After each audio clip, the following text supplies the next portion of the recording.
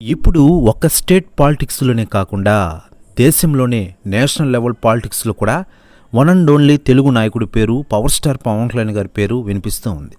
జనరల్గా మన తెలుగు హీరోల పేర్లు పాన్ ఇండియా సినిమాల ద్వారా వెళితే పవన్ రూటు ఎప్పుడు సపరేట్గానే ఉంటుంది. అన్నట్లు దానికి తగ్గ పొలిటికల్ తనకి దానిలోని స్టేట్ నుంచి నేషనల్ లెవెల్లో మారుమోగుతున్నారని చెప్పుకోవాలి. ఇక ఇటు ఇంగ్లీష్లో దేశ ప్రధాన ప్రతిపక్ష నేత రాహుల్ గాంధీకి, అలాగే ఇటు తమిళ్లో ప్రముఖ హీరో, పైగా అక్కడ ఇటీవల డిప్యూటీ సీఎంగా బాధ్యతలు చేపట్టిన ఉదయనిధి స్టాలిన్పై పవన్ కళ్యాణ్ గారు విరుచుకుపడడం సంచలనంగా మారిన విషయం మనకందరికీ తెలిసిందే.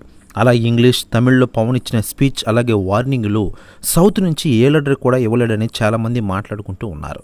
అయితే ఇక్కడ గుర్తించాల్సిన అంశం పవన్ పొలిటికల్గా పెట్టిన మీటింగ్ కాదు. ఇది ఒక హిందువుగా, పరమతాలను గౌరవించే భారతీయుడిగా ఈ మీటింగ్ పెట్టి సనాతన ధర్మం విషయంలో రాహుల్ గాంధీ, ఉదయనిధి స్టాలిన్ కామెంట్స్పై ఫైర్ అయ్యారు డిప్యూటీ సీఎం పవన్ కళ్యాణ్ గారు. ముఖ్యంగా సనాతన ధర్మం విషయంలో ఉదయనిధి చేసిన కామెంట్స్ పట్ల పవన్ తీవ్ర అభ్యంతరం వ్యక్తం చేసిన విషయం మనకందరికీ తెలిసిందే.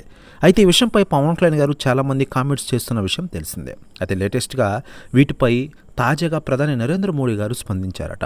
ఆయన మాట్లాడుతూ, పవన్ కళ్యాణ్ గారు ఈరోజు ఆంధ్రప్రదేశ్ రాష్ట్ర డిప్యూటీ సీఎంగా రాణిస్తూ ఉన్నారు. మరోవైపు దేశంలోని సనాతన ధర్మం గురించి పవన్ కళ్యాణ్ గారు ప్రజలకు వివరిస్తూ ఉన్నారు. హిందువులను, హిందూ ధర్మాన్ని గురించి ఆయన వివరిస్తూ ఉన్నారు. ఆయన గురించి ఎటువంటి మాటలు మాట్లాడవద్దు అంటూ సంచలన వ్యాఖ్యలు చేశారట మోడీ గారు. ప్రస్తుతం ఈ వ్యాఖ్యలు వైరల్ అవుతున్నాయి. టోటల్ ఆంధ్రప్రదేశ్ రాష్ట్ర రాజ్యం